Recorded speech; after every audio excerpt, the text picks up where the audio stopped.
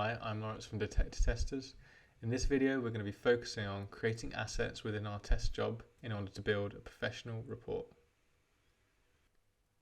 Start by creating a test job. Use the search bar to find the location of your site. Once selected, click Start Job. Next up, select the fire panel you'll be testing. In this example, we'll be selecting Conventional. Assets on conventional panels do not have loop or address fields. Once in the floor walk, we can begin testing. I'm going to be using this dummy detector to showcase a variety of different test types. Once we receive a result from our device, that will be pulled into the app immediately. When a result is received, you'll see the asset details screen, allowing you to enter detector location, zone, and any test notes. On conventional panels, once you've identified the location, this now becomes an asset. On addressable panels, you have an additional loop and address fields in order to create an asset. Now I'm going to close the app and perform a couple more tests.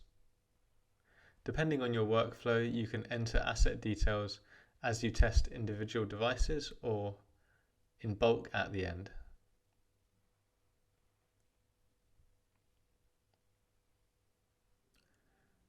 Here we can see simple smoke and simple heat tests. Tap into a row to enter the asset details and create the asset. Both simple tests and assets will appear on the job PDF report.